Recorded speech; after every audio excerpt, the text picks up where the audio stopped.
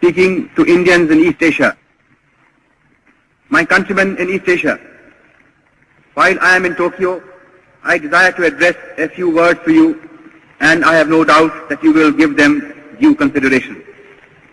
In the first place, I desire to thank you most heartily for the warm and enthusiastic welcome that you have given me on the occasion of my public appearance in East Asia, and for the assurance that you have given me of your wholehearted support to our efforts to liberate our dear motherland. I feel overwhelmed at this manifestation of your burning patriotism and spirit of sacrifice. I have received numerous telegraphic and postal messages from you direct, while other messages I have read in the press. And all these messages have given me great joy and satisfaction.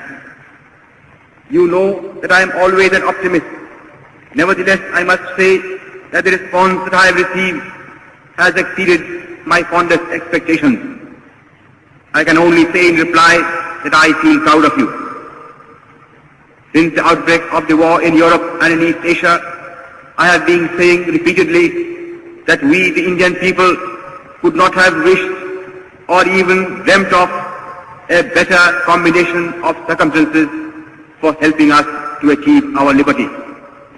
When the world forces are helping us in this way, our task has automatically become very much easier than what it would have been otherwise.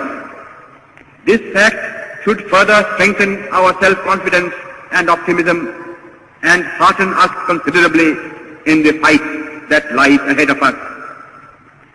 I am overjoyed to see that you have already realized that the responsibility of winning freedom does not rest merely on the shoulders of our countrymen at home.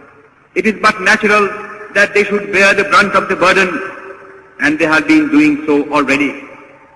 But at the same time, every Indian, no matter where he may be living at the present time, has a duty towards his country, and he must contribute his due share towards the final victory. I am convinced that India cannot hope to be free until all Indians living abroad perform their duty in this momentous world crisis. Owing to the fact that the tripartite powers have been giving their fullest support to Indian independence, it is comparatively easy for Indians living in Axis countries or in countries controlled by the Axis powers to play their part in the national struggle. Consequently, among those Indians who are now abroad, I expect that Indians living in Axis countries or in countries controlled by the Axis powers will render the maximum service to their motherland. Here in East Asia, you have seen for yourselves how deep is the interest in and sympathy for Indian independence. The readiness of the Imperial Japanese government and nation to render us any assistance in our national struggle that we may need has naturally lightened our task to a considerable degree. Consequently, there can be no possible excuse why any Indian in East Asia should not pull his whole weight in the present struggle.